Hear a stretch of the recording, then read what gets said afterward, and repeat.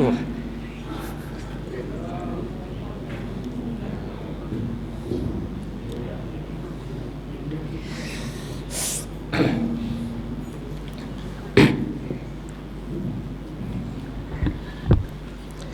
Assalamualaikum warahmatullahi wabarakatuh. Innal hamdalillah nahmaduhu wa nasta'inuhu wa nastahdihi wa nastaghfiruh wa na'udzu billahi min shururi anfusina wa min sayyiati a'malina. Innahu man yahdihillahu fala mudilla lahu wa man yudlil fala hadiya lahu. Ashhadu an la ilaha illallah wahdahu la syarika lahu wa nashhadu anna Muhammadan abduhu wa rasuluh.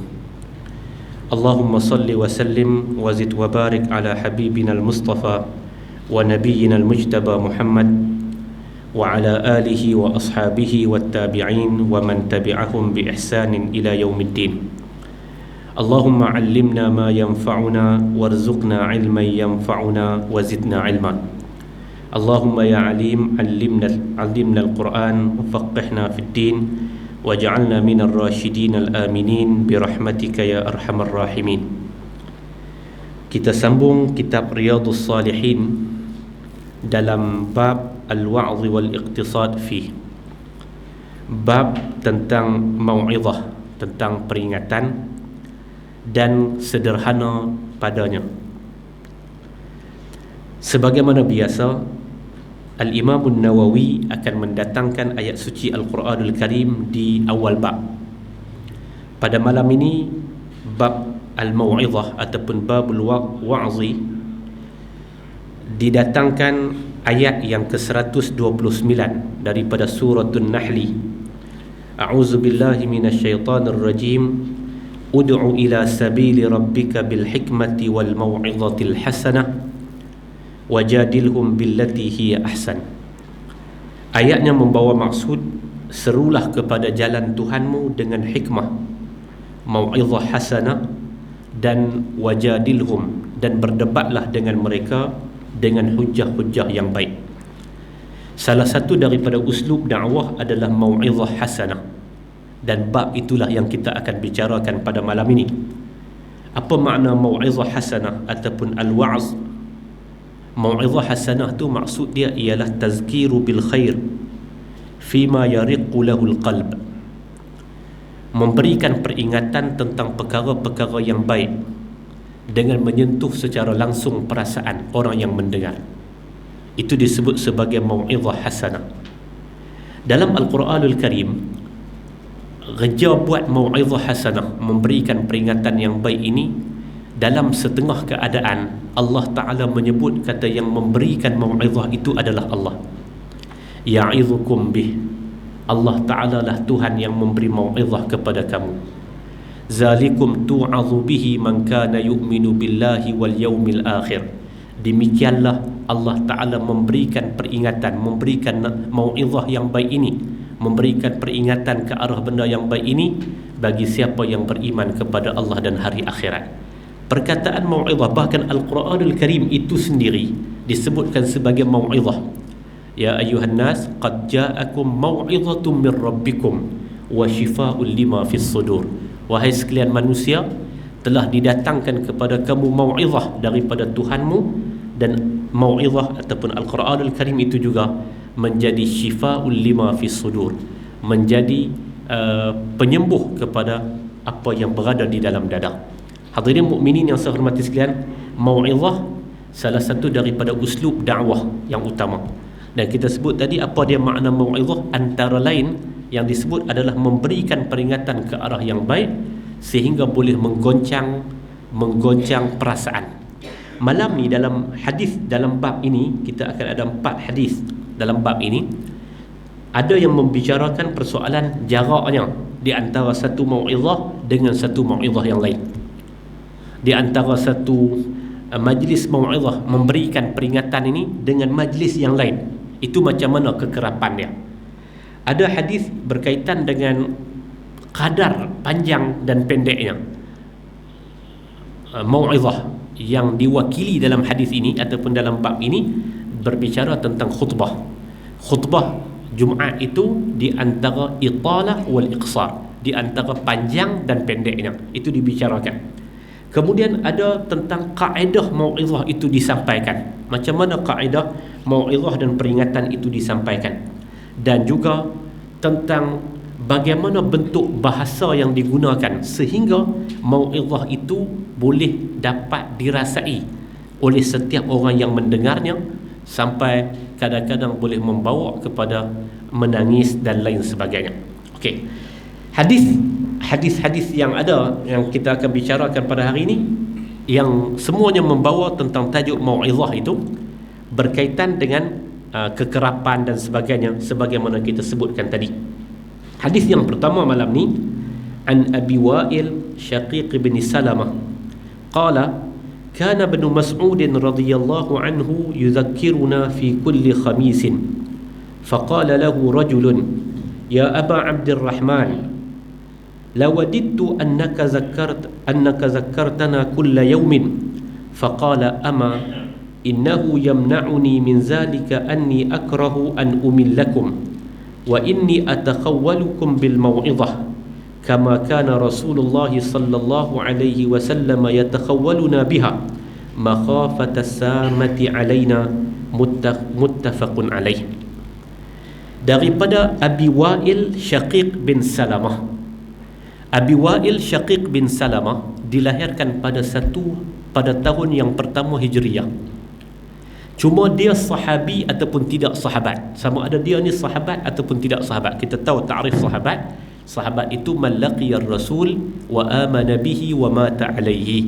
Orang yang bertemu dengan Rasul dalam masa yang sama dia beriman dengan Nabi, dengan Rasul, dan dalam masa yang sama dia mati ataupun dia mati ketika mana dia masih berpegang dengan agama ini. Itu adalah sahabat. Ada satu ungkapan daripada Abi Wa'il Syaqiq bin Salamah yang walaupun dia lahir pada tahun yang pertama Hijriyah, dia menyebut kata pada waktu itu kalau dia mati pada waktu itu, nescaya dia mati dalam keadaan jahiliyah. Dalam Al-Isabah fi Tamyiz Sahabah disebut kata Abi Wa'il Syaqiq bin Salamah adalah seorang tabi'i.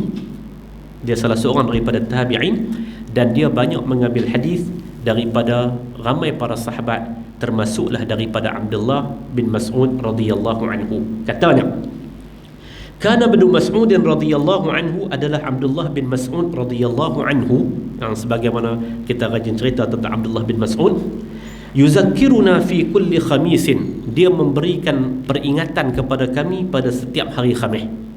Dia buat pengajian pada setiap hari Khamis. Faqala lahu rajulun, ada seorang lelaki kata kepada Abdullah bin Mas'ud, ya Aba Abdurrahman, wahai Abu Abdurrahman, kalau boleh kami nak sangat kamu bagi tazkirah, bagi peringatan kepada kami kulla yaumin, pada tiap-tiap hari. Pasal nak tunggu seminggu sekali ni berasa macam lama. Daripada satu Khamis nak pergi kepada satu Khamis yang lain tu berasa macam lama. Maka dia minta kalau boleh mailah mai kita buat majlis ni, mai kita dengar tazkirah ni kalau boleh setiap hari. Apa kata Ibnu Mas'ud? Kata Ibnu Mas'ud, ama innahu yamna'uni min zalika anni akrahu an umillakum.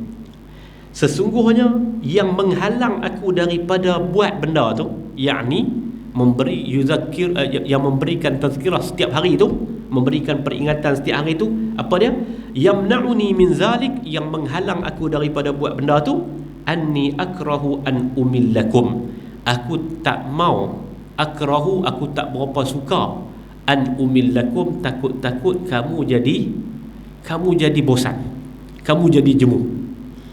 Dalam banyak hadis yang lain kita akan tengok bagaimana sebelum ni kita tengok dalam Riyadhus Salihin, dalam berbicara tentang disuruh kepada kita untuk bersederhana dalam ibadah.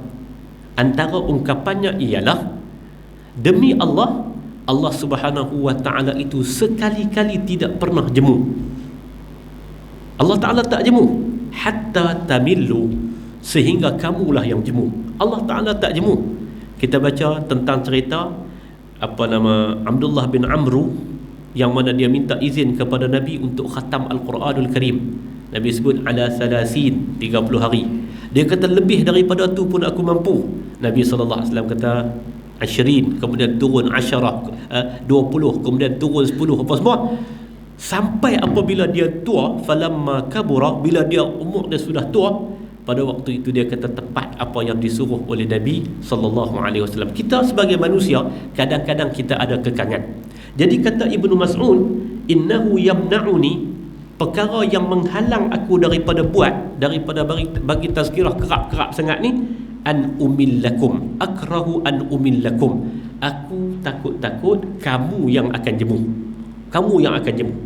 Wa inni atakhawwalukum bil mau'izah, dan aku akan yatakhawwalukum bil mau'izah, aku akan membiasakan diri aku untuk memberi mau'izah, kama kana Rasulullah sallallahu alaihi wasallam yatakhawwaluna biha makhafata samati alaina, sebagaimana Nabi membiasakan kepada kami dengan memberikan tazkirah, memberikan mau'izah ini, takut-takut akan tertimpa kepada kamu apa yang dinamakan kejemuan dan lain sebagainya.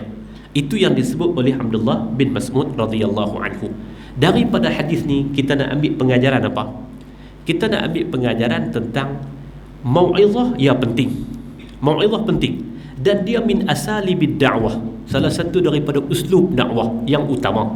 Sampai Al-Quran menyebut ud'u ila sabili rabbika bil hikmati wal mau'izatil hasanah. Tetapi kalau kerap sangat, kalau kekerapan sangat, benda yang diulang-ulang akan menyebabkan orang itu akan jemu. Dan itulah yang tidak dikehendaki. Kata Ibnu Mas'ud, aku takut anni akrahu an umillakum, takut walaupun benda yang baik ini diulang sebut akan menyebabkan kamu jemu, Tuan-tuan hadirin mukminin rahimakumullah, orang bertanya mungkin yang idealnya macam mana? Yang idealnya macam mana? Ada tempat yang dia buat kuliah ni.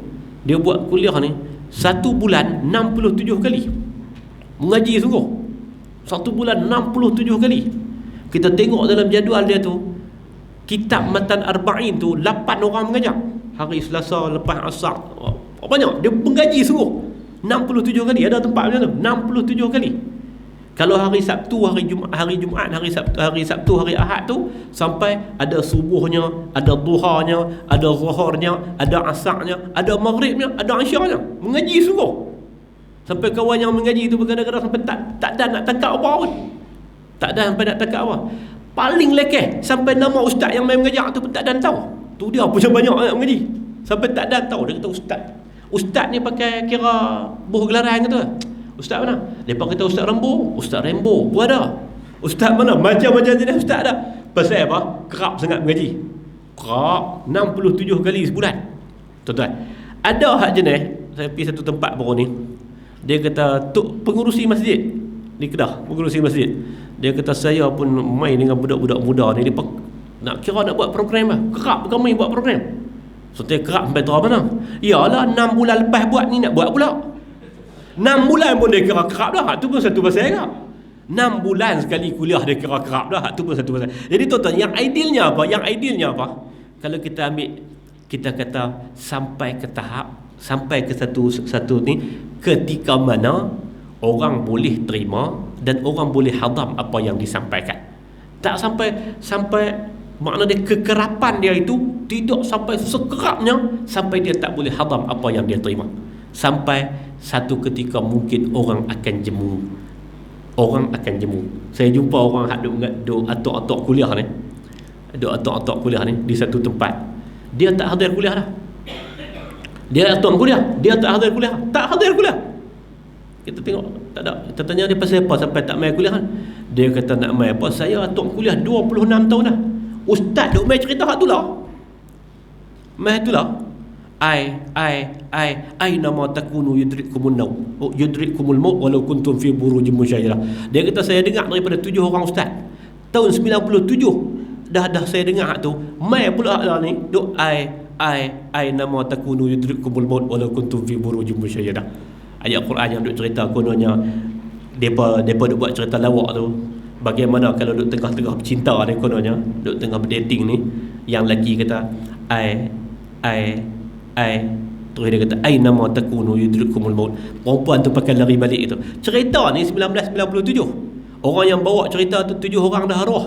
Orang dah ulang lagi lah ni, dia kata saya jemu dah dengar. Orang atuk kuliah. Tuan-tuan tak tahu nombor telefon dia. Sungguh apa? Sungguh. Hak masjid kamu boleh dia tak apa jemu lah. Cerita tak lain. Jemu lah tuan-tuan.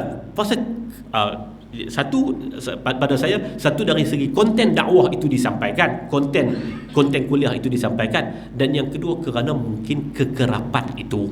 Jadi kata Abdullah bin Mas'ud radhiyallahu anhu, dia kata aku tak mau kamu jadi jemu, maka aku nak buat sebagaimana Ar-Rasul sallallahu alaihi wasallam buat kepada kami. Dia ada satu jarak yang tertentu, dia akan memberikan mau'izah, memberikan peringatan, memberikan peringatan tentang perkara-perkara yang baik yang menyentuh hati. Mau'izah ni memberikan peringatan, mengingatkan kepada satu suasana yang baik dan lain sebagainya. Hadirin mukminin yang saya hormati sekalian, itu yang pertama. Yang kedua pada malam ini wa an Abi Yaqzan Ammar bin Yasir radhiyallahu anhuma qala sami'tu Rasulullah sallallahu alaihi wasallam yaqul inna tula salati ar-rajuli wa qisara khutbatihi ma'innatun min fiqhihi fa atilu as-salata wa aqsuru al-khutbata, rawahu Muslim.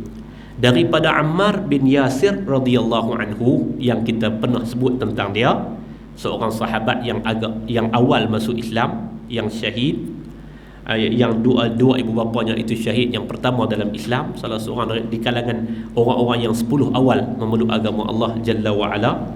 Dan dia ini adalah orang yang Nabi SAW bagi tahu bahwasanya golongan yang membunuh kamu itu adalah golongan yang bariyah, golongan yang melampau batas. Ammar bin Yasir radhiyallahu anhu qala, dia berkata, sami'tu Rasulullah sallallahu alaihi wasallam yaqul, aku mendengar Nabi sallallahu alaihi wasallam bersabda, sesungguhnya panjangnya sembahyang seseorang dan pendeknya khutbah dia itu di antara tanda faqihnya dia. Panjangnya sembahyang, pendeknya khutbah, itu di antara tanda faqih seseorang itu. Fa'atilus salata wa aqsurul khutbah, maka hendaklah kamu memanjangkan sembahyang dan memendekkan khutbah. Hadis diriwayatkan oleh Imam Muslim. Tuan-tuan hadirin mukminin yang saya hormati sekalian, mari kita tengok 3 benda dalam hadis ini. Secara matan yang menyebut apa? Di antara tanda seseorang itu memahami, seseorang itu faqih, satu orang itu faham agama ni apa? Dia memanjangkan sembahyang dan memendekkan khutbah. Khutbah yang dirujuk ini adalah khutbah Jumaat. Khutbah ini dirujuk adalah khutbah Jumaat. Jumaat adalah salah satu daripada wasilah untuk menghimpunkan orang. Orang pakat mai berhimpun, orang pakat dengar. Dan kita tahu, kita berbicara tentang betapa pentingnya betapa pentingnya mendengar khutbah tersebut itu disebut oleh para ulama, dan bagaimana yang diriwayatkan kepada kita tentang hadis Nabi sallallahu alaihi wasallam, apabila orang berkata kepada kamu ansit, diamlah sedangkan imam sedang berkhutbah, maka faqad lagaut, orang yang berkata itu pun lagha. Wa man lagha fala jum'atalah. Kita disuruh untuk mendengar khutbah, kerana khutbah itu akan mendatangkan peringatan, mendatangkan mau'izah, mendatangkan pengajaran yang banyak. Maka kita kata kadar panjang dan pendeknya khutbah itu macam mana?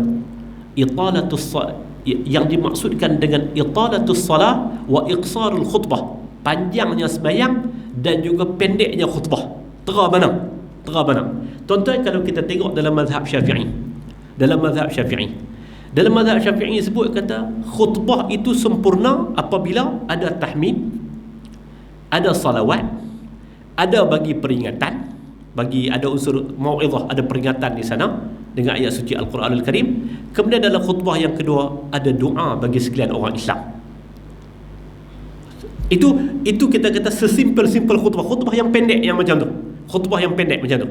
Itu yang pertama. Makna kalau kita nak tengok khutbah tu sependek mana? Pendek mana? Apakah 5 minit ataupun macam mana? Maka kita kata sebahagian daripada ulama menyebut kata tengok kepada kadar panjangnya sembahyang itu pula kadar mana. Kalau baca surah Al-Jumu'ah dan Al-Munafiqun, ataupun baca surah Qaf, dan makna riwayat-riwayat tentang bacaan Nabi sallallahu alaihi wasallam dalam sembahyang Jumaat itu, kita kata kita mengambil kadar lebih pendek khutbah daripada sembahyang tersebut.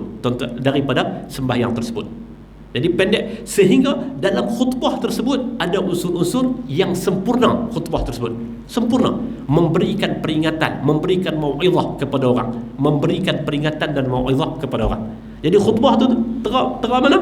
Itu yang kita kata yang pertama tak saat ni, dia dengan melihat dan meraih kedudukan bahawa orang tersebut, orang yang mai dengar tu, dan juga kadar macam mana solat lagi didirikan. Kalau solat itu kita kata dengan kita ambil nisbahnya baca surah Al-Jumu'ah dan Al-Munafiqun, maka kadarnya tuan-tuan lebih kurang. Kalau dua rakaat tu lebih kurang, kita katalah makan masa sekitar 15 minit, lebih pendek daripada 15 minit. Itu adalah khutbah yang ideal. Satu benda yang nak disampaikan, sebahagian daripada tok khatib tu tuan-tuan, dia nak sampai semua. Dia pula mengaji banyak tempat, mula daripada pondok, lepas tu pergi India, lepas tu pergi Pakistan, lepas tu pergi Mesir, balik mai Indonesia, mengaji banyak tempat. Semua hak dia mengaji 6, 7, 8 tahun tu dia nak habang semua. Oh kacau. Ada macam tu tuan-tuan. Khutbah tambahlah ni dengan Jumaat lewat pula tuan-tuan, 2.40 tak habis lagi. Baling kesun. Mula makmum nak marah dekat khatib, baca cukup panjang. Khutbah ni cukup panjang, nak habang semua benda. Tak cukup lagi, maki orang depan lagi. Orang apa tengok dia kata. Lah sungguh tuan-tuan, ada satu tempat khutbah tu, saya hari itu tak ada khutbah, saya pergi dengar. Tak berkhutbah di mana, pergi dengar khutbah. Marah kat jamaah. Belah utara Kedah. Marah kat jamaah. Dia kata apa? Tengok apa? Tengok jam pula. Apa punya siru? Orang Penang lah tuan-tuan hak siru tu. Dia pergi ubat siru ke tu. Apa dia tuan-tuan? Khutbah panjang. Khutbah yang idealnya apa? Pendek. Sekadar menyampaikan apa dia isi, apa dia bahan yang kita nak sampaikan. Yang ketiganya tuan-tuan, kalau kita tengok Ibnu Utsaimin dalam Syekh Muhammad Ibnu Utsaimin dalam syarah kepada Riyadhus Salihin, dia menyebut, dia kata, apakah kalau seorang tu dia berkhutbah panjang kerana ala halin, kerana ada satu-satu benda yang dia nak sampaikan. Benda tu mungkin penting, benda tu mungkin perlu kepada, kalau pendek sangat menyebabkan orang tak faham dan lain sebagainya. Ala halin, satu benda yang mesti disampaikan ataupun tuntutan untuk menyampaikan itu agak panjang. Maka pada ketika itu dia kata, apakah tanda kata seseorang itu tidak faqih? Dia kata tidak. Bukanlah sampai ditarik kata tak fahamnya dia kerana dia menyampaikan khutbah yang panjang atas keperluan untuk disampaikan khutbah itu dengan keadaan yang agak panjang. Jadi tidaklah menunjukkan kata dia tu tak faqih kerana tuntutan-tuntutan yang tertentu. Kerana tuntutan-tuntutan yang tertentu, maka boleh kepada dia untuk menyampaikan khutbah agak panjang. Jadi tuan-tuan, poin dia di sini apa? Poin dia di sini adalah supaya orang tidak menjadi meluat. Pada waktu itu kita gunakan waktu yang kualiti dengan maklumat yang cukup berkualiti. Seorang khatib kalau dia bersedia daripada awal, dia ada benda yang dia nak sampai. Ni sama dengan pegang tungkat khutbah tu, sama dengan pegang naik atas mimbar tu, baru duk fikir aku nak sampai apa hari ni. Kacau. Itu yang menyebabkan hak mengaji 7 tahun nak keluar semua. Dan ini masalah yang paling banyak kepada sebahagian daripada para penyampai ni. Jadi tuan-tuan hadirin mukminin, Nabi sallallahu alaihi wasallam sebut kata, tanda seorang itu faqih adalah dengan dia memanjangkan sembahyang dan dia memendekkan khutbah. Kalau kita tengok dalam hadis yang lain disebut kata Nabi sallallahu alaihi wasallam itu khutbahnya itu qasdan wa salatuhu qasdan. Sembahyang dia itu, khutbah dia itu sederhana, tidak terlalu panjang, dan juga sembahyangnya itu juga qasdan, tidak terlalu panjang. Ambil hadis ni, maka kita kata atas nama panjang sedikit sembahyang daripada khutbah tersebut. Khutbah yang ideal tuan-tuan, baca dalam khutbah-khutbah Nabi sallallahu alaihi wasallam yang diriwayatkan. Kita akan tengok khutbah-khutbah Nabi itu dia sampai tepat apa yang dia nak sampai. Dia sampai tepat apa yang dia nak sampai. Dia mari dengan satu tajuk tepat apa yang dia nak sampai. Lagi hadis yang keempat, hadis yang diriwayatkan dalam Riyadhus Shalihin ini ada 5 kali ulang hadis tersebut. 5 kali ulang dalam pelbagai bab hadis tersebut. Macam mana tepat ketepatan Nabi sallallahu alaihi wasallam menyampaikan khutbah, bukan dengan menggabungkan semua pengetahuannya untuk dicurah sekaligus dalam khutbah tersebut. Tidak. Khutbah yang pendek akan menarikkan perhatian orang. Bila khutbah tu disampaikan, khutbah tu agak pendek, khutbah tu berinformasi, khutbah tu dia akan tarik perhatian orang. Mudah-mudahan dengan orang balik itu akan datang satu pengajaran kepada orang, akan datang satu pengajaran kepada orang tentang apa isi khutbah itu yang telah disampaikan. Tuan-tuan hadirin mukminin, saya hari ini khutbah habis mula pukul 1.52, habis pukul 2.1 minit, 9 minit. Dua-dua khutbah. Mula 1.52, habis pukul 2.1 minit. Dua-dua khutbah. Pasal kawan yang tazkirah sebelum saya tu, dia bagi tu dia punya panjang. Masuk waktu 3 minit dah, dia tak berhenti lagi tazkirah. Marah pula. Dia kata bulan lepas ada orang hantar SMS kat saya, kata khutbah masuk makan khutbah. Dia kata ni hampa ni kira sangat dengan ilmu. Marah pula kat orang. Tak apalah, baby kata. Tu saya khutbah pendek tadi. Bagi pendek pasal duk tengok hadis ni semalam ni, dan juga nak mai hari ni nak syarah hadis ni, maka saya tengok pendek khutbah ni. Cerita tentang wafat Nabi sallallahu alaihi wasallam dan reaksi Abu Bakar serta reaksi Umar bin Al-Khattab radhiyallahu anhu. Tentang Umar ni, reaksi dia tak mau terima berita kewafatan Nabi kerana cinta dan kasih dia kepada Nabi. Abu Bakar radhiyallahu taala anhu wa arda, dia pula menerima dengan lapang dada berita kewafatan Nabi sallallahu alaihi wasallam kerana dia ada pedoman ilmu. Maka kita kata untuk menghayati agama ini, dia kena ada 2 unsur ni, perasaan cinta dan juga dalam masa yang sama dipedomankan oleh ilmu. Orang yang ada cinta kepada agama, tak ada pedoman ilmu pun masalah juga.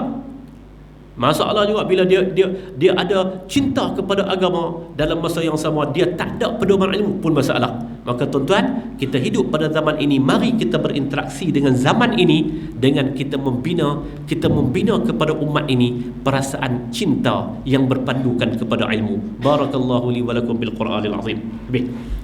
Habis saya balik sampai rumah tadi ni, masjid hak dekat dengan rumah saya tu tak habis lagi sembahyang.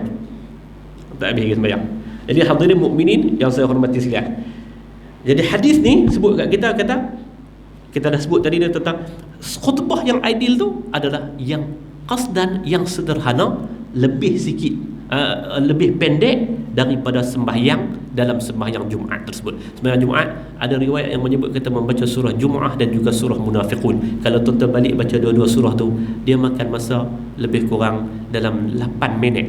8 minit baca secara tadwir, tuan-tuan akan makan masa lebih kurang 8 minit untuk kedua-dua surah itu.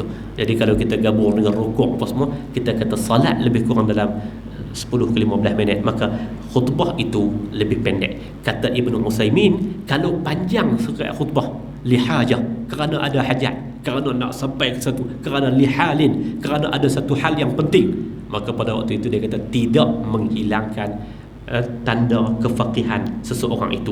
Fa'atilus salata waqsurul khutbah, maka hendaklah kamu memanjangkan sembahyang, rujukannya adalah sembahyang Jumaat, waqsurul khutbah, dan pendekkanlah sedikit khutbah daripada solat tersebut. Wallahu ta'ala a'lam bis-shawab.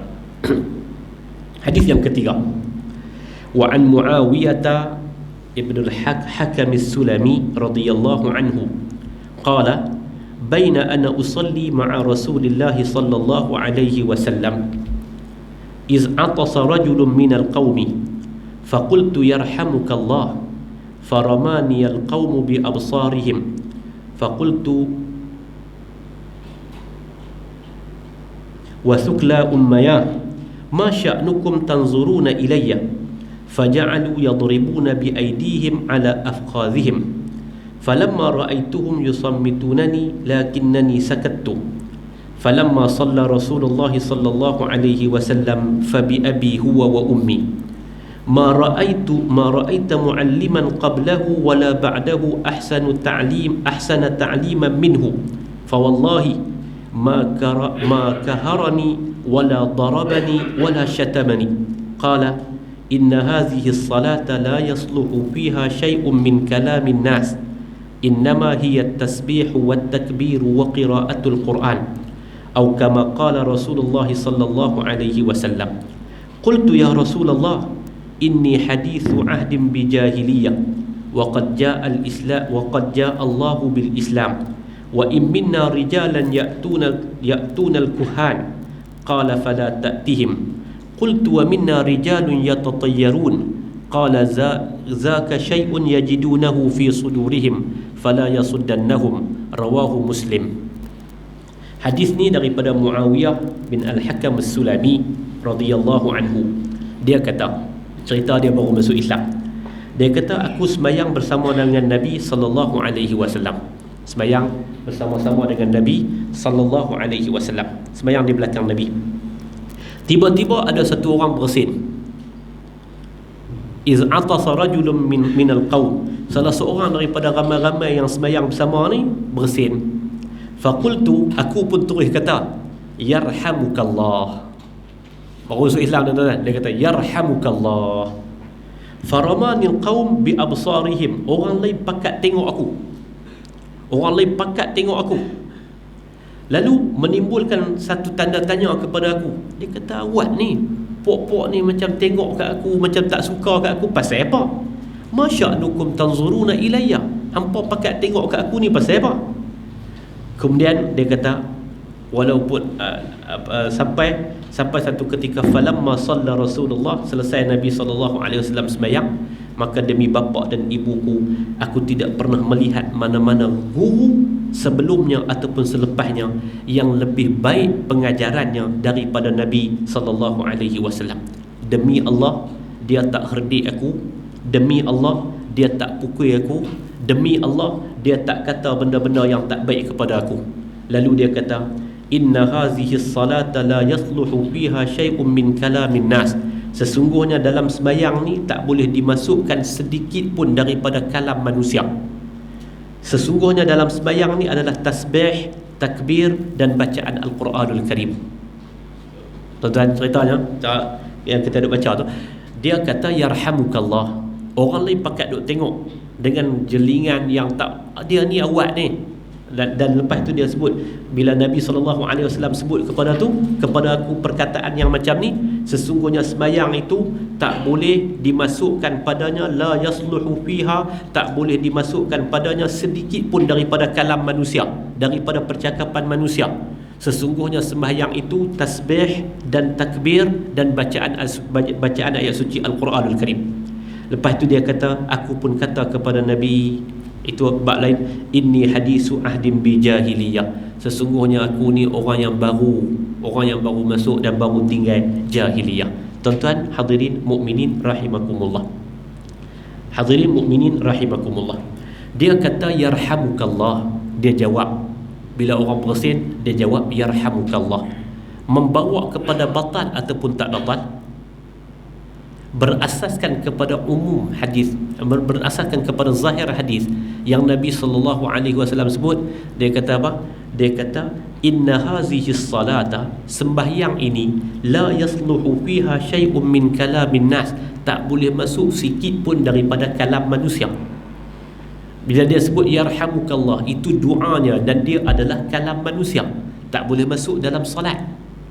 Tapi tuan-tuan, timbul perbincangan, timbul persoalan, kenapa Nabi SAW tak suruh dia ulang sembahyang?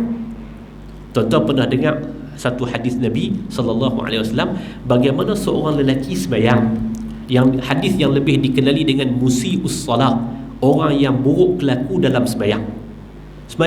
Habis sembahyang, Nabi kata kepada lelaki tersebut, qum fasalli fa innaka la tusalli. Bangun sembahyang semula kerana kamu tak sembahyang lagi. Dia sembahyang pula.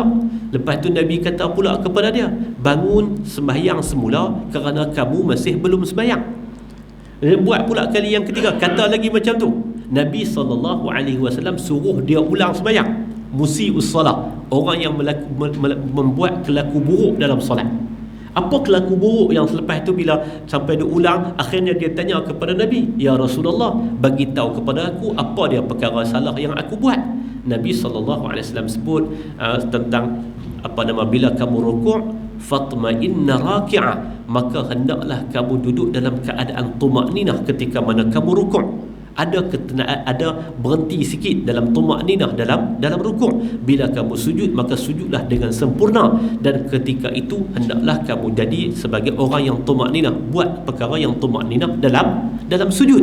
Nabi SAW suruh dia ulang sembahyang. Nabi kata kepada dia, "Qum fasalli fa innaka la tusalli." Bangun sembahyang semula kerana kamu tak sembahyang lagi tadi. Tiba-tiba dalam hadis ni ada macam satu dia sebut, kata sesungguhnya tak boleh masuk kalamul bashar, tak boleh masuk kalamun nas, tak boleh masuk ungkapan manusia. Seakan-akan Nabi SAW tegur dia atas perkataan yarhamukallah dia itu. Yarhamukallah itu. Tapi kenapa Nabi tak kata pula kepada dia qum fasalli fa innaka la tusalli, ataupun Nabi kata perkataan yang seumpama itu? Nabi suruh dia ulang solat. Pasal apa Nabi tak suruh dia ulang solat? Dalam kes musii'us salah, Nabi SAW suruh dia mengulang solat tersebut. Maka tuan-tuan, disebut kata kerana yang pertama, dia ni adalah orang yang baru Islam. Dan apa kesalahan yang dia buat itu bukan kesalahan kerana dia tak tahu, an jahlin, kerana jahil. Orang yang tadi juga dia buat kerana jahil, dia buat juga kerana tak tahu. Sebab itu selepas 3 kali dia buat itu, ataupun selepas beberapa kali dia buat itu, dia masih tanya kepada Nabi, apa dia sebenarnya? Aku tak tahulah ni. Macam mana nak musii'us salah, dia juga buat dalam keadaan tak tahu. Tapi hak seorang dia suruh i'adatus salah, ulang balik sembahyang. Hak seorang lagi dalam kes Muawiyah ini, dia tak disuruh untuk ulang balik solat. Pasal apa macam tu berlaku? Kata dia, yang pertama kerana hadisu ahdin, kerana dia ni baru masuk Islam, dia ni orang baru. Dan yang keduanya kerana kawan nubuat tadi ni, musii'us salah tadi ni, dia mengganggu sembahyang itu. Sehingga benda yang paling penting dalam solat itu antaranya adalah tumakninah. Tumakninah itu tidak dilaku oleh dia. Tumakninah itu tidak dilaku oleh kawan tersebut. Tumakninah tidak dilaku oleh musii'us salah tersebut. Maka Nabi bagi tahu kepada dia, kata sembahyang yang sepatutnya, sembahyang yang seharusnya yang seumpama ini. Adapun dalam kes Muawiyah ini diajar kepadanya, adapun sembahyang itu, inna hazihi salah, sembahyang tu la yasluhu fiha syai'un min kalamin nas, tak boleh dimasukkan padanya mana-mana kalam manusia. Tuan-tuan hadirin mukminin, selain daripada itu, daripada hadis ni juga kita boleh ambil apa? Kita boleh ambil tentang cara wa'iz, cara orang yang bagi peringatan, cara orang yang nak mengajak. Orang yang nak mengajak ni, dia tak boleh ada perasaan, nak kata ke orang, nak kata kata buruk ke orang dan sebagainya. Tak boleh. Kerana seorang yang nak mengajar ini, dia nak menyampaikan kebenaran dan dia nak menyampaikan ajaran yang betul kepada orang yang dia anggap sebagai orang yang menjadi mad'u kepada dia, orang yang nak belajar. Orang yang datang kemungkinan dia hadisu ahdin, dia baru saja, dia orang baru Islam, dia boleh jadi orang yang tak tahu. Kerana martabat akal kita ni bukan sama. Ada orang yang tahu, ada orang yang tak tahu dan lain sebagainya. Maka tugas seorang da'i itu ialah menuntun. Tugas seorang wa'iz itu adalah menuntun, mengajak orang ke arah kebenaran, bawa orang untuk timba kebenaran, membawa orang untuk terima mana yang betul. Bukan dalam bentuk mengata yang lebih kurang kepada orang. Kata ke orang, tuan-tuan, itu bukan. Itu yang ditunjuk oleh Nabi. Sehingga dia kata, aku tak pernah tengok, aku tak pernah jumpa, dan kamu tak akan pernah jumpa mana-mana orang, mana-mana pengajar ni yang lebih baik daripada kaedah yang diajar oleh baginda Nabi SAW. Kaedah pengajaran dia adalah kaedah yang paling baik. Dia ajar, dia tunjuk, dia bagi tahu, sehingga dia tidak mengherdik orang yang belajar itu. Dia tak kata lebih kurang kepada orang yang belajar itu dan lain sebagainya. Tuan-tuan, sebahagian daripada orang dia cuba tasawurkan Islam itu cara dia. lalu dia tidak pernah keluar daripada lingkaran apa yang dia tasawurkan tentang Islam. Apa yang dia gambarkan kepada Islam, dia tak pernah tasawur, dia tak pernah keluar daripada itu.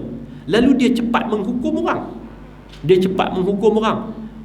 Orang Islam apa sampai duk saya tak iktiraf mana-mana ulama yang masih duk pakai kepiah hitam. Allah, kacau tuan-tuan. Saya dengar satu kuliah dia sebut gitu, tak boleh apalah selagi mana tak pakai sorban, itu bukan saya tak mengiktiraf ulama. Pakaian Yahudi tu apa? Baju batik. Yahudi mabuk mana pakai baju batik tu tahu? Baju batik tak boleh. Baju batik ni tersyabuh dengan orang perempuan. Marah tak kira. Kepiah hitam ni jangan duk kira. Cukup marah. Hari tu raja panggil dia bagi PJK. Suka hitam selok dia pun. Kita tanya tak jadi munafik sama ke? Tuan-tuan, jangan. Orang yang paling baik, sebab itu kita kata kalau duduk di atas kaedah, dia duduk di atas kaedah yang tepat, kaedah yang betul, di atas landasan yang betul, dia tak akan tergelincir. Dia tahu yang mana yang kata tuntutan agama, dia tahu yang mana yang budaya, yang mana yang apa. Kalau tidak tuan-tuan, dia gambarkan Islam macam tu, lalu orang yang berlain pada dia, tu dia terus hukum kawan tu. Yang lebih jauh lagi menerakakan dan mensyurgakan orang. Tu lebih jauh. Dia gambarkan Islam duduk apa yang dia faham, sekadar apa yang dia faham. Maka itulah Islam dia. Orang yang berbeza daripada dia, maka orang itu sesat. Orang yang berbeza sikit daripada dia, orang tu jadi sekian-sekian dan sebagainya. Apa pedoman dia? Dia tak ada pedoman apa, melainkan kepada apa yang dia pernah dengar, apa yang dia pernah tasawurkan, apa yang dia pernah gambarkan, apa yang sampai kepada dia, apa yang dikatakan oleh orang-orang yang terdahulu. Jadi tuan-tuan, kaedah baginda Nabi SAW dalam menyampaikan pengajaran, Nabi ajak para sahabat dia ni, dikatakan tak pernah kami jumpa, kamu juga tak akan jumpa mana-mana muallim, mana-mana orang yang mengajar, orang yang mengajak ke arah kebaikan ni yang lebih baik daripada kaedah yang dibawa oleh Nabi sallallahu alaihi wasallam. Okey. Kesalahan dia apa? Yarhamukallah. Dia jawab. Nabi ajak macam mana? Nabi bagi tahu kata hakikat solat tu apa? Inna hazihi salata la yasluhu fiha syai'un min kalamin nas. Sembahyang ni tak boleh masuk mana-mana sedikit pun daripada kalam manusia. Tak boleh masuk. Sembahyang ni apa? Innama hiya tasbihu wat takbiru wa qiraatul Quran. Yang kata sembahyang ni adalah tasbih, ada ungkapan-ungkapan tasbih subhanallah, ada ungkapan takbir Allahu akbar, wa qiraatul Quran, dan bacaan Al-Quran di dalam sembahyang tersebut. Qultu, dia berkata, ya Rasulullah, wahai Rasulullah, inni hadisu ahdim bijahiliyah, aku ni orang baru tinggal jahiliyah. Wa qad jaa Allahu bil Islam, Allah Taala datangkan kepada aku dengan Islam. Wa im minna rijalan ya'tunal kuhan, qala fala ta'tihim. Sesungguhnya di kalangan kami ada orang-orang yang mendatangi kuhan. Kuhan apa? Tok bomo. Man ata kahinan aw arrafan fasaddaqahu faqad kafara bima unzila ala Muhammadin. Kahin tu orang yang kononnya dia kata dia boleh tahu benda-benda yang terdahulu. Kuhan, ini tukang-tukang telik, jumpa dengan tukang-tukang telik. Jadi kata wa imminna rijalan ya'tunal kuhan, di kalangan kami ini ada orang-orang yang mendatangi para kuhan. Nabi kata apa kat dia? Nabi kata fala ta'tihim, jangan kamu mendatangi mereka. Jangan kamu mendatangi mereka. Wa minna rijalun yatatayyarun, dan di kalangan kami ada orang yang yatatayyarun, telikkan yang bersumberkan daripada burung ambil cabut, tengok baik buruk dan lain sebagainya. Yatatayyarun, mereka juga buat telikkan penujum-nujuman yang benda-benda yang akan datang dan lain sebagainya, agak-agakkan teka-tekaan dan lain sebagainya. Wa minna rijalun yatatayyarun, qala zalika syai'un yajidunahu fi sudurihim fala yasuddannahum. Tuan-tuan hadirin mukminin rahimakumullah, tuan-tuan baca dalam hadis, dalam bab kitab ni, dalam kitab Riyadhus Salihin, bab yakin dan tawakal. Dalam bab yakin dan tawakal ada sepotong hadis Nabi. Nabi berkata, Nabi bersabda, aku diperlihatkan tentang para nabi, nabi-nabi yang terdahulu. Ada nabi yang umat dia seorang, ada nabi umat dia 2 orang, ada nabi yang tak ada umat langsung, nabi tanpa umat, nabi yang tanpa umat. Dan kata Nabi, tiba-tiba aku melihat ada kelompok yang sawadun azim, satu kelompok yang ramai. Aku berasa itu adalah umatku.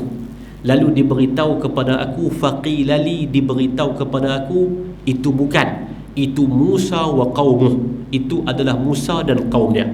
Lalu dikatakan kepada Nabi, unzur ilal ufuq, tengok ke arah satu arah, ke arah satu ufuk. Maka Nabi tengok, faiza bisawadin azim, tengok ada kelompok yang cukup ramai. Dia kata lagi kepada Nabi, tengok kepada sudut yang lain pula. Nabi tengok faiza sawadun azim, di sana ada kelompok yang cukup ramai. Lalu lalu Nabi SAW beritahu, itulah adalah umatku, dan di kalangan mereka itu wafihim sab'una alfan yadkhulunal jannata bighairi hisabin wala azab. Di kalangan mereka itu ada 70,000 orang yang akan masuk syurga tanpa hisab dan tanpa azab. 70,000 orang yang boleh masuk syurga tanpa dihisab dan tanpa azab, masuk syurga terus. Lalu bangunlah Ukashah bin Mihsan, bangunlah Ukashah bin Mihsan, bangun Ukashah kata, ya Rasulullah, doalah supaya aku jadi dari sebahagian daripada mereka. Lalu Nabi SAW kata, anta minhum, kamu daripada kalangan mereka, kamu salah seorang daripada kalangan mereka, kamu salah seorang daripada kalangan 70,000 orang yang masuk syurga tanpa hisab dan tanpa azab. Masuk syurga tanpa hisab dan tanpa azab. Lalu Ukashah bangun seorang lagi sahabat, bangun seorang lagi, dia kata, ya Rasulullah, doa kat saya sama. Nabi kata, sabakaka Ukashah telah mendahului kamu. Sebab apa mereka masuk syurga bighairi hisabin wala azab? Mereka masuk syurga tanpa hisab dan tanpa sebarang azab. Sebab dia apa? Disebut kata sebabnya ialah mereka itu la yatatayyarun. Mereka itu tak buat sebarang telekan, mereka tak jumpa dengan tukang-tukang telik, mereka tak percaya kepada semua tu, mereka nak buat amalan semua, mereka nak buat pekerjaan apapun, yatawakkalun, mereka tawakal kepada Allah. Mereka tak tengok fungsi, mereka tak tengok macam mana tenung nasib apa semua, mereka tak buat tu semua. Mereka itu wa ala rabbihim yatawakkalun, mereka bertawakal kepada Allah Subhanahu wa taala. Jadi tentang 70,000 tu siapa, 70,000 tu daripada zaman Nabi Muhammad sampai lah ke, hak tu kita tinggal. Hak kita nak sebutnya, dia sebut kata salah satu daripada golongan yang ataupun golongan ini yang disebut kata masuk syurga bighairi hisabin wala azab, tanpa sebarang hisab dan tanpa azab daripada Allah, adalah kerana la yatatayyarun, mereka itu tidak pernah yatatayyarun, mereka tak pernah melakukan telikan-telikan dan juga perkara-perkara yang seumpama itu. Qala, lalu kata Nabi, zaka syai'un yajidunahu fi sudurihim fala yasuddannahum. Demikianlah apa yang telah ada dalam pegangan mereka, dalam dada-dada mereka, apa yang ada dalam pegangan-pegangan mereka, maka jangan kamu kerah tarik mereka cepat-cepat, jangan fala yasuddannahu tu, jangan kamu menyebabkan mereka lari, jangan menyebabkan mereka cepat tergelincir dan lain sebagainya, maka lakukan dia secara yang berdikit-dikit, secara yang disebut wal iqtisadi fihi, kita bersederhana dalam mengajak mereka. Takut kerana ada amalan. Nabi SAW sebut, inna minkum lamunaffirin, di kalangan kamu ada orang yang menyebabkan, orang yang dia nak melakukan kerja baik ni, nak ajak orang kepada kebaikan ni, tapi munaffirin, menyebabkan orang lari daripada agama. Basyiru wala yassiru wala tu'assiru wa basyiru wa la tunaffiru. Kan Nabi bagi antara kaedah membagi peringatan ni, kaedah berdakwah ni apa? Basyiru yassiru wa la tu'assiru. Pemudahkan, jangan persusahkan. Agama ni jangan digambarkan sulit dulu. Agama ni jangan digambarkan sulit-sulit dulu. Jangan digambarkan sulit-sulit dulu. Ayah pak mertua saya maklah sebelah lah, maklah. Mula-mula dia masuk Islam dulu ni. Masuk Islam. Lah ni pun ya mudah-mudahan Allah Taala bagi kekuatan kepada dia untuk berpegang dengan Islam. Dia Buddha. Lahir sebagai Buddha, membesar sebagai Buddha, mentua sebagai Buddha. Lepas tu masuk Islam. Bila anak dia pekat masuk Islam, pas semua orang piduk ajak dia semua, dia masuk Islam. Pak mentua saya nama apa lah? Saya apa lupa nama apa lah. Allah lupa lah saya. Nama siam tu saya lupa. Abau ke apa tu saya. Lepas dia hidup lama dah dengan nama tu. Bila dia masuk Islam, depa pun isytihar kata, nama dia lupa lah tuan. Nama keturunan depa Saka. Dia elok lang nama pak mentua dia lupa. Depa ubah nama dia, nama Yaqub. Orang Siam nak sebut huruf Qaf ni cukup susah tuan. Yaqub. Nak sebut Yaqub tu. Okey, nama apa? Yaqub. Dia lebih kurang lagu tu lah. Dia tak boleh sebut huruf Qaf. Ada kumpulan rombongan yang pergi dakwah ni daripada Pulau Pinang, dengan sama dengan Ustaz Wahab apa tu. Dia tanya, masuk Islam dah apa? Nama apa? Kunci Arai. Tanya nama apa? Dia pun sebut Yaqub. Dah sebut tak apa nak fasih. Kawan tu la ilaha illallah, yang masuk Islam sebut nama pun tak fasih. Sebut betul-betul sikit. Yaqub. Dia perbetul nama dia hari tu sehari. Balik rumah habaq kat isteri, habaq kat anak-anak dia. Dia kata aku tak mau masuk Islam. Pasal apa? Nama pun susah dia kata. Bukan hak lain lagi, nama pun susah dah. Nak kena perbetul Yaqub. Amboi. Hak duduk ke balik pulau dia pun sebut huruf Qain tu bukan apa betul. Pemudahkan dulu. Yassiru wala tu'assiru. Pemudahkan, jangan persusahkan. Wabashiru, bagilah khabar gembira ketika mana dakwah ini. Wala tunaffiru, jangan menyebabkan orang lari daripada agama. Antara penyebabnya adalah menzahirkan seakan-akan agama ni susah. Yang Nabi sebut, inna minkum munaffirin, sesungguhnya kamu ni adalah orang yang menyebabkan orang lari daripada agama. Pasal apa? Datang dalam keadaan bentuk yang susah-susah dan lain sebagainya. Ajak kepada orang satu perkara yang cukup susah.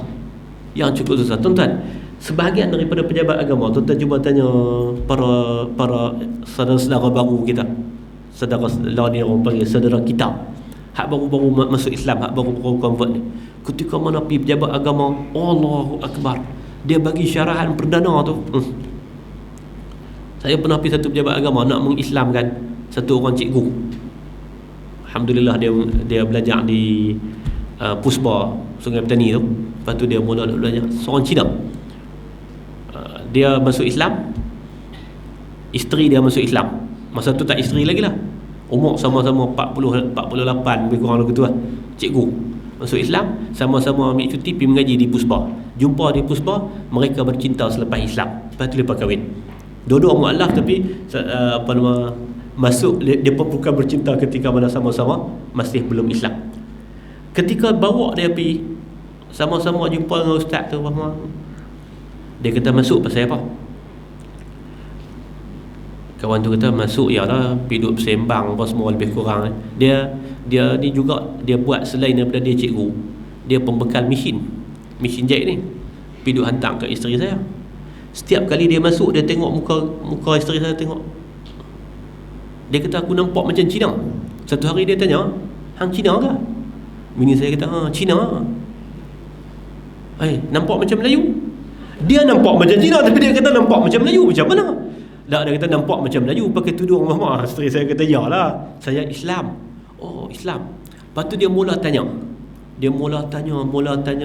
Isteri saya pun bagi buku yang pertama, bagi Hazaddin, buku edisi terjemahan tu, Inilah Agama tu, bagi kat dia. Lepas tu bagi buku, bagi dia pun mula. Akhirnya dia masuk Islam. Masuk Islam dengan dia cari sendiri. Cikgu Khalid masuk Islam. Hari nak masuk Islam tu, Allah, Pok ni lah. Dia keluar tu, dia naik kereta, dia kata, Ustaz, kalau saya mati sebelum syahadah tadi ni, agak-agak nak pergi ke mana saya ni? Saya kata, syahadah dah. Cikgu syahadah dah sebelum ni. Tak apalah, Pok ni nak ingat syurga tu tak celui kot. Maklah ni lebih faham dah Ustaz dia beragama. Dia kata dia duk ingat kata syurga ni tak celui kot. Syurga ni luas. Saya kata, baca dah ke ayat tu? Tak baca lagi. Ada ayat ke? Saya kata Allah Ta'ala kata arduha ka ardis sama'i wal ard. Dia kata nampak gaya maklah ni faham Al-Quran lebih pada Ustaz. Dia kata, bukan saya kata. Tuan-tuan, kadang-kadang susah nak bagi orang lari daripada agama ni. Yassiru wala tu'assiru, basyiru wala tunaffiru. Bagi khabar gembira, jangan menyebabkan orang lari. Kerana sebahagian daripada orang bila dia kata inna minkum munaffirin, kata Nabi, sebahagian daripada kamu ini menyebabkan orang lari daripada agama. Orang tengok agama tu sebenarnya bukan dengan wajah agama. Sebenarnya bukan dengan wajah agama. Tuan-tuan, ada satu orang sampai lah tak Islam lagi. Saya, kalau tuan-tuan nak ikut Facebook saya pernah 2-3 kali gambar. Saya duduk penat gambar dia ni. Duduk di Pekan Pokok Senang, di Pekan Bukit Pinang. Dia akan keluar malam, siang dia duduk rumah, topoi rumah. Saya rajin kadang-kadang keluar, tak ada kawan nak pergi kuliah. Saya kata jom kita pergi. Dia tanya ada kedai kopi tak tempat hang ngajar? Saya kata ada agaklah. Aku boleh pergi. Dia akan duduk di kedai kopi. Keluar-keluar dia kata cerai malam ni. Dia duduk nilai kita pula. Dia kata cerai. Dia tanya pasal apa? Hang tak kata kat mamak tu pun. Dia kira kata kat mamak tu baru tak cerai. Jadi tuan-tuan, dia kira tu. Satu kali saya bawa dia pergi kuliah duha. Habis kuliah duha tu berlari-lari nak pergi khutbah Jumaat. Bawa dia pergi khutbah Jumaat. Tu saya sebut masjid lah. Pergi khutbah Jumaat. Sampai-sampai tu ada tazkirah sebelum khutbah Jumaat tu. Kawan yang sampai tazkirah tu dengan suara deras, dengan marah ke orang, dengan cengeng. Dia kata aku pergi tengok 2 kali, dia jegir kat aku takut. Dia kata aku lari. Tuan-tuan, dia tak masuk Islam sampai lah tak masuk Islam. Lah dia kata, ya macam tu kan mengajar agama tu. Marah sungguh-sungguh. Dia kata aku duk pergi jugalah tok kong sekali-sekala. Agama ni pun dia tak tahu agama apa lah ni. Tak tahu agama apa. Dekat dengan Pekan Bukit Pinang tu kan ada satu tok kong Siam tu. Dia kata agama jenis apa aku. Kira-kira dia kata bini hang cari agama Islam dia betul dah, dia kata. Saya tanya hang bila nak masuk Islam? Macam orang duk kata lah hidayah tak dapat lagi. Tu masalah dia kata. Dah ada gitu tuan. Tiap kali saya ajak dia kadang-kadang dia sebut masalah hidayah macam-macam. Tuan-tuan, dia ni bila dia pergi dengar, dia kata, takkan macam tu. Aku sekali-sekala aku pergi juga agama sesat tu. Dia kata, aku pergi juga tok kong tu kata, tengok dia punya ni sampai elok ya. Pujuk kita cerita tentang syurga, cerita tentang balasan. Ni apa ni? Tuan, inna minkum munaffirin. Marah kat orang, jegir kat orang. Sampai dia ceramah 45 minit tu sampai tak ada siapa yang betul. Kacau dia kata. 45 minit punya tazkirah sampai tak ada siapa yang betul. Orang tuan-tuan, ni kadang-kadang menyebabkan orang lari. Jadi hadis yang ketiga ni dalam bab ni nak ajak apa kat kita? Nak tunjuk kat kita tentang cara ahsanut ta'lim, cara pengajaran yang paling baik. Perbetulkan kesalahan. Jangan kata kat dia, jangan maki dia, jangan pelekeh kat dia. Ada orang bila tanya, Ustaz, anak saya dah mai dah. Apa tu Ustaz? Allah, tu darah apa? Saya kata darah haid. Apa macam ni sampai umur 4 tahun ni sampai darah haid pun tak erti nak sebut ni. Marah kat kawan tu. Kawan tu mau tanya pun kira okey dah. Marah kat kawan tu pula. Dia kata sampai tak reti darah haid. Jadi apa ni? Kira nak kahwin dia, buat anak pandai. Marah kat kawan tu pula. Jadi tuan-tuan tu tak cara menyebabkan kadang-kadang orang lari. Ahsanut ta'lim, perbetul tang mana dia salah. Ni tak betul apa yang kamu faham ni. Cara dia apa? Dalam solat kena ada kalam, tak boleh ada kalamun nas. Di sana hanyalah tasbih, takbir dan qiraatul Quran. Satu. Kemudian kita sebut juga tadi ni tentang di antara macam mana kita nak taufiq di antara dua hadis tadi ni. Hadis musii'us salat, Nabi kata bangun dan hendaklah kamu ulang sembahyang kamu. Sedangkan hadis ni Nabi tak suruh Muawiyah untuk bangun untuk mengulangkan solat. Kerana tadi ni dia melakukan perkara yang berat, perkara yang besar, meninggalkan tumakninah dalam solat. Itu tidak solat. Ramai orang yang solat fa innahu la yusalli, sedangkan dia tidak melakukan. Antaranya kenapa? Kerana meninggalkan tumakninah dalam solat. Sembahyang cukup cepat, meninggalkan tumakninah dalam solat itu seakan-akan tidak sembahyang. Wallahu ta'ala a'lam bis-shawab.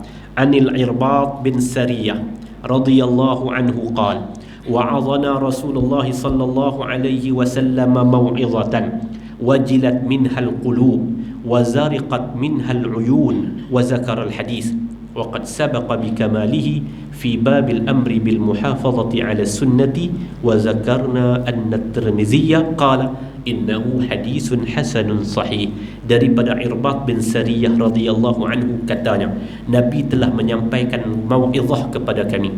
Mau'izah tersebut menyebabkan hati kami gemetar, wajilat, hati kami berasa ni menyentuh hati. Wazaraqat minhal uyun, mata kami mengalirkan air. Apa yang Nabi SAW sampaikan? Hadis yang ke-188. Hadis yang ke-188 dalam bab-bab yang sebelum ni. Hadis yang ke-188 yang Nabi sampaikan adalah antara lainnya Nabi sampaikan tentang muhdatsatil umur.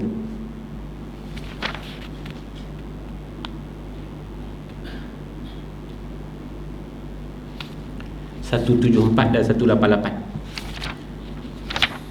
174 dan 188. Nabi sebut tentang muhdatsatil umur dalam bab iqtisad fil ibadah.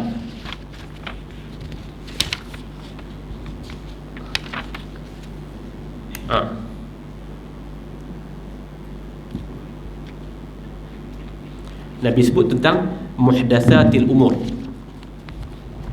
Mana orang tadi?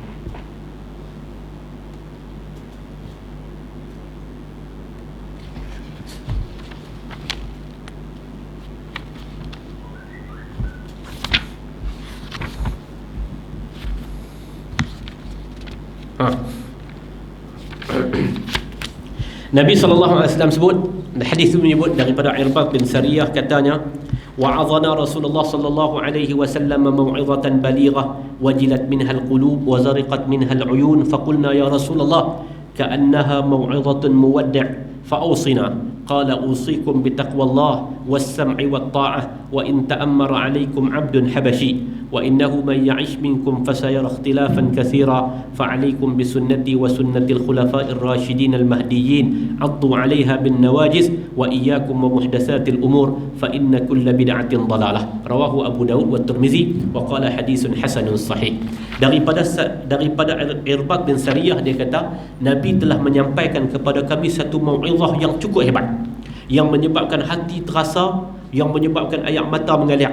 Lalu kami kata, ya Rasulullah, seakan-akan ini adalah peringatan muwaddi' untuk perpisahan, seakan-akan ini adalah peringatan yang terakhir, maka bagilah pesanan kepada kami. Nabi pun bagi pesanan, usikum bitaqwallah, aku peringatkan kalian untuk bertakwa kepada Allah, was-sam'i wat-ta'ah, dan dengar dan patuh, wa in ta'ammara 'alaikum 'abdun habashi, walaupun yang menjadi pemimpin kamu itu adalah hamba Habashi. Wa innahu may ya'ish minkum, siapa yang hidup setelah aku, maka dia akan melihat ikhtilafan katsira, percanggahan yang banyak. Fa'alaikum bisunnati, ketika itu peganglah dengan sunnahku dan sunnah khulafa' ar-rasyidin al-mahdiyyin, sunnah khulafa' ar-rasyidin al-mahdiyyin. Addu 'alaiha bin nawajiz, genggamlah dia dan gigitlah dia dengan gigi gerham. Wa iyyakum wa muhdatsatil umur, jaga-jagalah kamu daripada perkara yang baru.